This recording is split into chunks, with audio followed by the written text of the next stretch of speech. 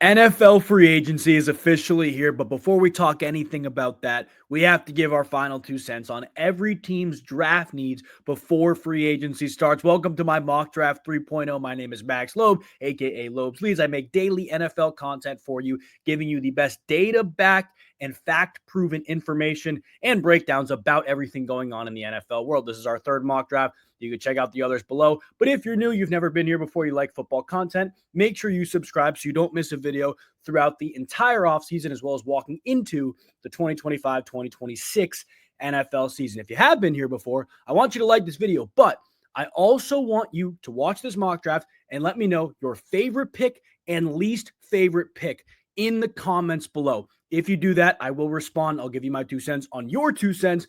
Let's talk mock draft before we say anything else, though. Again, this is my third mock draft.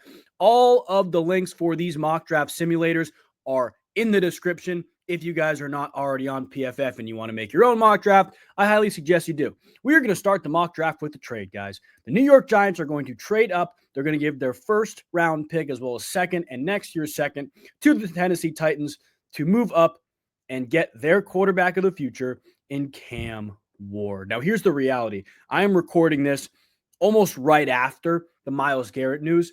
This says a lot of different things. I made a whole video about it, but the bottom line is this.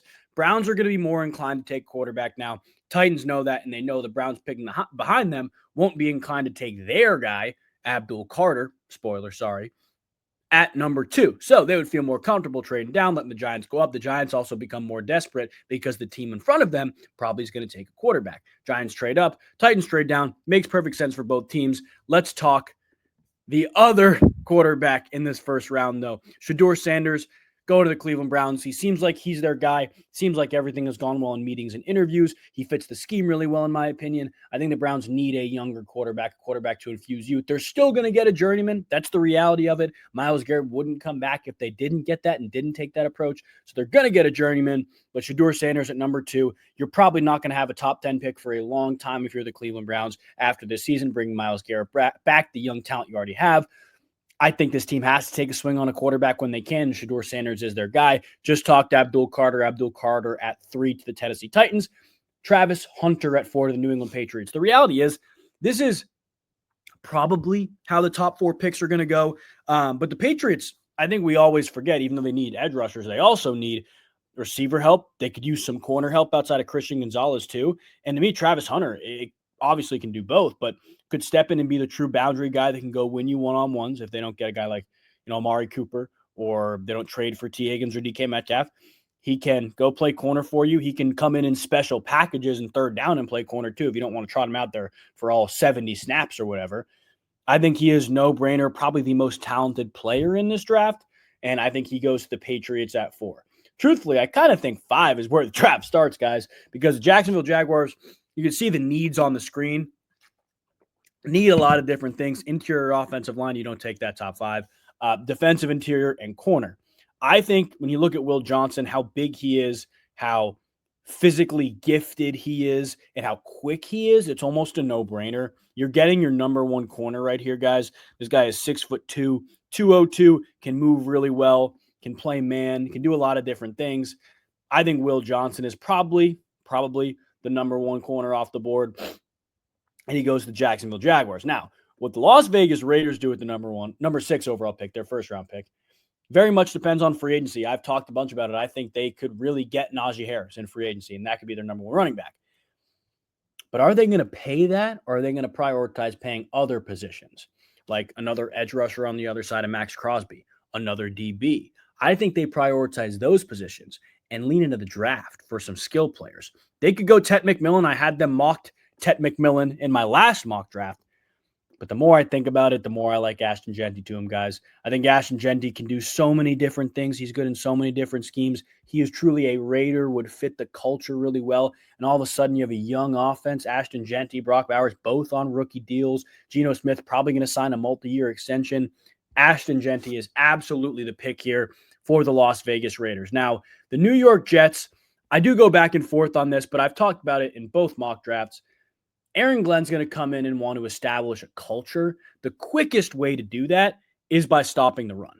The quickest way to do that is by stopping the run. So when you get a guy like Mason Graham coming in, I think that's almost a no-brainer to take him, put him next to Quinnen Williams. Maybe you want to get a quarterback here, but you reach for Dart at 7, probably not. I think Mason Graham comes in and makes that defense even better than it already was. You're going to have to make up for a loss somewhere, assuming you lose a guy like DJ Reed. You're going to have to pay Sauce Gardner down the line as well. I think Mason Graham comes in and immediately impacts that defense.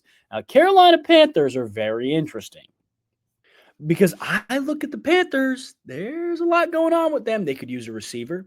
Maybe they use some DB help, but here's the reality with them, I think they get Javon Holland in free agency, and he's truly their big defensive leader. He comes in, he's mid-20s, can do so many different things in the defensive world. And I think they draft an edge rusher. As good as the edge rushers are in this free agent class, I think they want somebody young. I think they want to infuse youth into the edge rusher room. And to me, James Pierce Jr., who's a freak athlete, is the perfect guy for that. Number 9, I think New Orleans Saints just take the best player on the board. They take T McMillan. Kellen Moore, his offense has always benefited from a dominant X-wide receiver on the outside. That is exactly what T McMillan is. You can bring him in, compliment Chris Olave. I already think that defense is pretty good too. So you bring in McMillan, compliment Chris Olave. There's your true X number 1, quote unquote, but your true X receiver that you can compliment Olave, Shaheed, Kamara, and now Derek Carr. Derek Carr is definitely staying. Number 10, Chicago Bears. I already got the clicker on draft too. No-brainer, they need a tackle. I think you could argue them taking a running back. You're going to want to stay till the very end of this video. They're going to take a running back way. You'll see. But Will Campbell, to me, best tackle on the board right now, can immediately come in, start week 1 for Chicago. They're very, very clearly trying to build up their offensive line. And if there's anybody who knows how to build the trenches before, everything else falls into place for their team, it's Ben Johnson. He did it in Detroit. The Lions did it for him. And he saw it firsthand and said, okay, I know how to build a team. We got our quarterback. We got to keep him upright. We got some skill positions around him. Let's go win some football games. Will Campbell is the guy here for the Chicago Bears. With the San Francisco 49ers, the reality with them is they're probably going to lose Charvarius Ward in the offseason. They need corner help right away. And I know I keep going down the board here. I hate doing this, but Jihad Barron is the guy here. You can do a lot of different things. He's athletic. He can really fill the number 1 corner role and take a little bit of stress off of a guy like Diamador Lenore. I think Talanoa Hufanga is also probably back in San Francisco, but they're not going to be able to afford to keep Charvarius Ward around. I think Ward walks. You need to fill his void. And I also don't think the Niners are going to be picking the top 15 for a while. So take a chance on a younger corner when you can. Jihad Barron is the guy. The Dallas Cowboys now, you could say a lot of different things. You could lean tackle for them. You could lean a guy like Armand Memdu. But the reality with them is they can continue to lean into that defense, make it an elite unit. If they continue to improve their front 7, that defense is going to be really good for a really long time. They're going to have to pay Mike Parsons. That's the reality. But you got Overshown. You got Ezeiruaku now locked down for longer term. You got guys like Trayvon Diggs. You got Deron Bland. You got guys in the secondary that can make plays and benefit from, quarterbacks being a little bit rushed. You can send 5-6 guys at the quarterback. They have to go make a tight window throw over those guys who like to play sticky man coverage. I think you have to get Jihaad Campbell to add to your front 7. Could you imagine a front 7 with him, Demarion Overshown, Michael Parsons, Ezeiruaku? That is an elite front 7. That's an elite front 7, assuming you get some other production out of the guys around you. Jihaad Campbell, no-brainer to the Dallas Cowboys. I mean, the Miami Dolphins need a lot of different things, but I think they're going to lose Javon Holland in free agency, like I talked about. And if you can replace him with a guy like Malaki Starks, that's probably as good as it gets. We'll go Malaki Starks to the Miami Dolphins. At 14, the Indianapolis Colts have needed a tight end for a long time. They haven't really had one. Dallas Clark? Tyler Warren can do so many different things. He's going to help them in the run game. He's going to improve the pass game a ton. He could truly be a number 1 pass catcher in that offense, but the reality is he's going to help them in the run game a ton. He can do so many different things. He fits that offense really well. Who knows? Maybe he'll become Daniel Jones' favorite target if he goes there. Tyler Warren to the Indianapolis Colts at 14. The Atlanta Falcons are on the clock at 15. And you can see the needs tab here on the screen.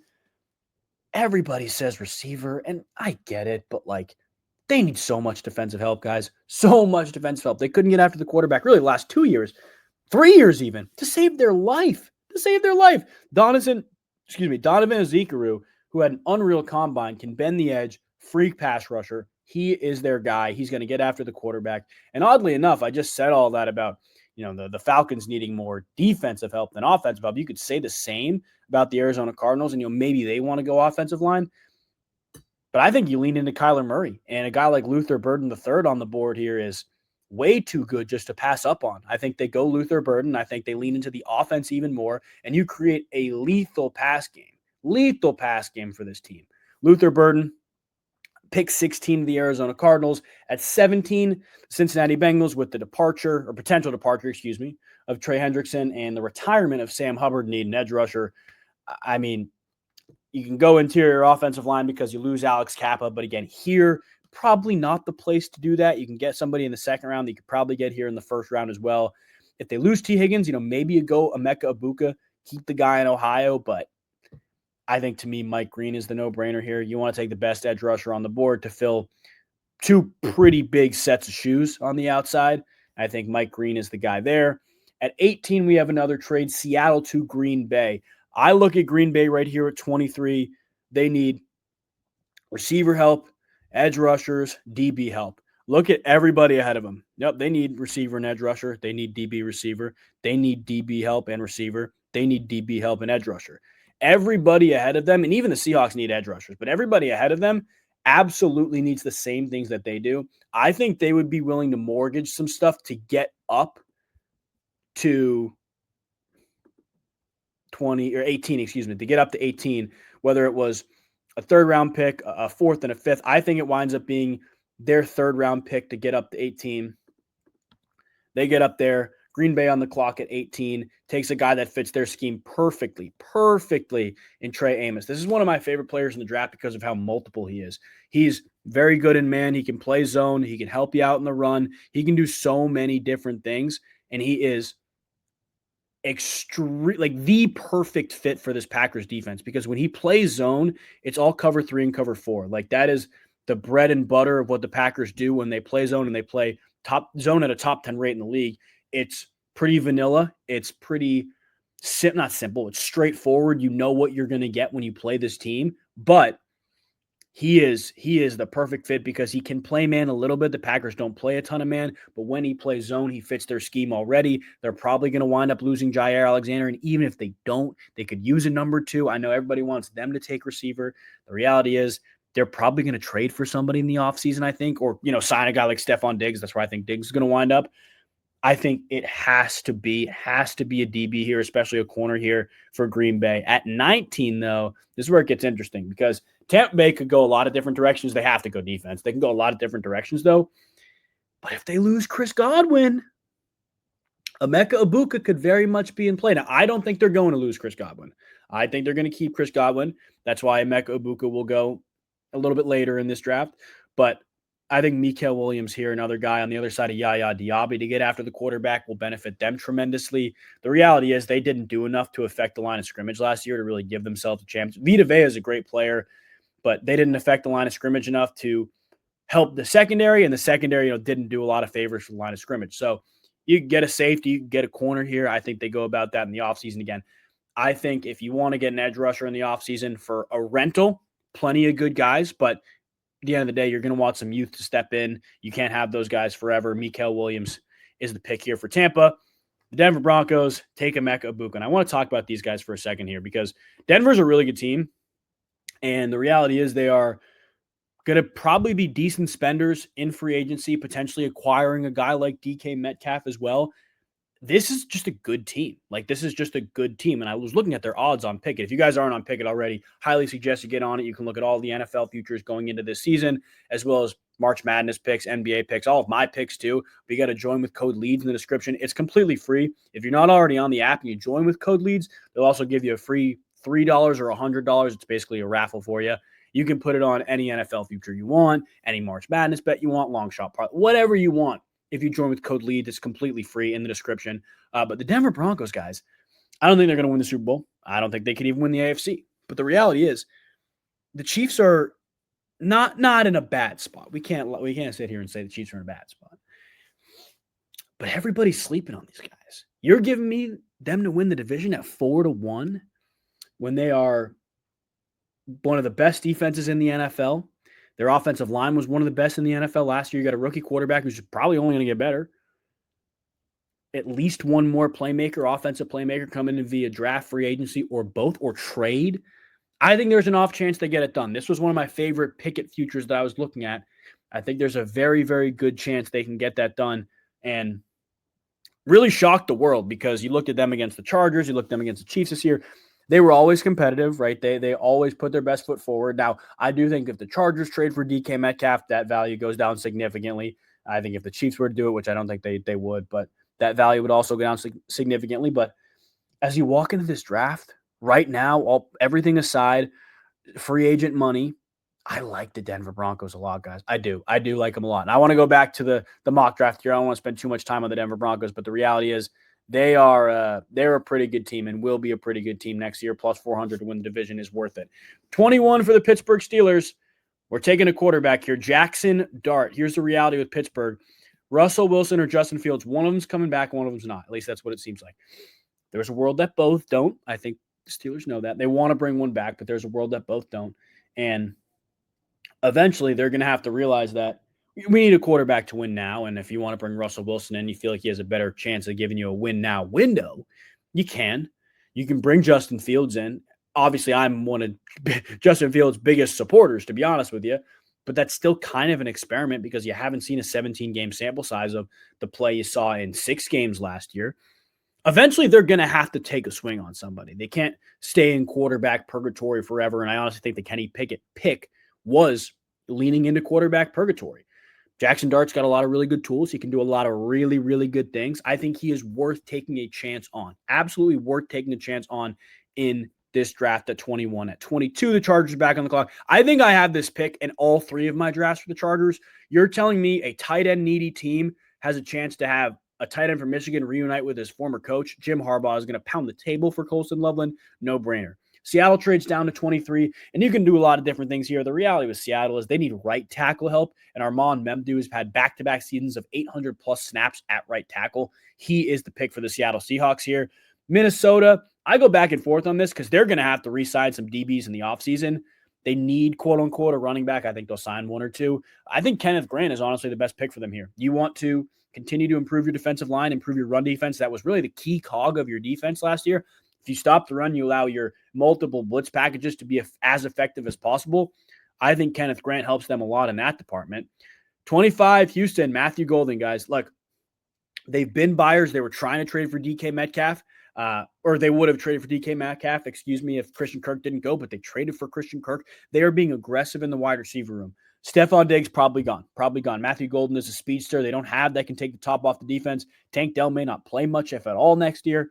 They're still in their window with their quarterback on a rookie deal and an elite defense. They take Matthew Golden, lean into the window. Rams are very interesting. You can go a lot of different ways here because I think they could use some secondary help. I think they could use a wide receiver too if Cooper Kupp winds up leaving, which I'm not convinced he's going to. But I think when you look at their overall back 7, I think they could benefit from a guy like Jalon Walker who can play a lot of different positions in linebacker. He can play on the inside. He can rush the passer. He, to me, is probably the best option he got. He's very multiple in what he can do. He was very good at Georgia. I think Jalon Walker steps in and immediately contributes. Baltimore is another one where you're like, okay, do we take a receiver? Do we take a bigger outside guy to complement Zay Flowers?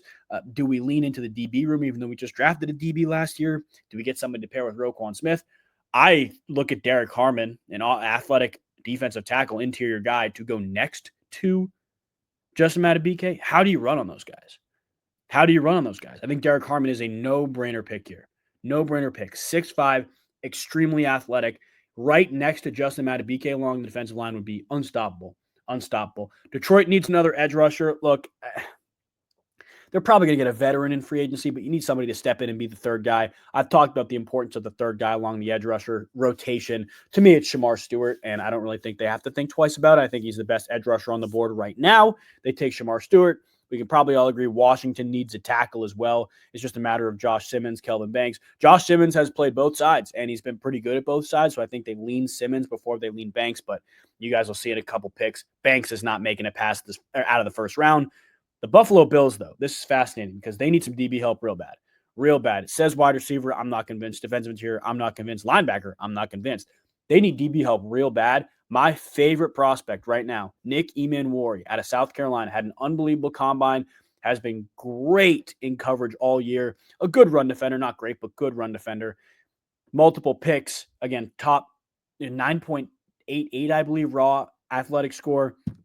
Nick Emmanwori is the guy here for the Buffalo Bills. Kansas City Chiefs will take Kelvin Banks. We know they need tackle help really on both sides. So they take Kelvin Banks at 31. That'll be their left tackle. And the Philadelphia Eagles, don't forget, I said there was going to be a trade. I think they trade back into the second. They like a lot of guys on the board here, stockpile picks. I want everybody watching this to look at me. I'm going to take you off the screen for a second. If the Philadelphia Eagles trade down in the 2025 NFL Draft, it will be to stockpile picks for a mid-season trade in 2025. That's how it's going to go. They're going to stockpile a pick or two, and they're going to trade for somebody in the middle of 2025 to try to win the 2026 Super Bowl. That's the reality. That's what's going to happen here. They're going to trade with the Chicago Bears. Why would the Chicago Bears try to get up here? Well, there's multiple teams ahead of them that may want to draft a running back, and all the Bears are going to have to give him is a third-round pick for a fourth-round swap. Or sorry, fifth-round swap. It was fifth round. Omarion Hampton is a freak athlete, and the Chicago Bears are going to wind up taking him, and he is immediately going to contribute, be their number one running back, and Chicago's going to have a very good offense. This is what the first-round mock draft looks like. If you guys did make it to the end of the video, as always, please leave a comment with your favorite pick and your least favorite pick from this draft. If you're new, make sure you subscribe, join the family. If you enjoyed the video, like the video. We will have a post-free agency mock draft as well for you guys, so make sure you subscribe so you don't miss that. See you guys next time. God bless.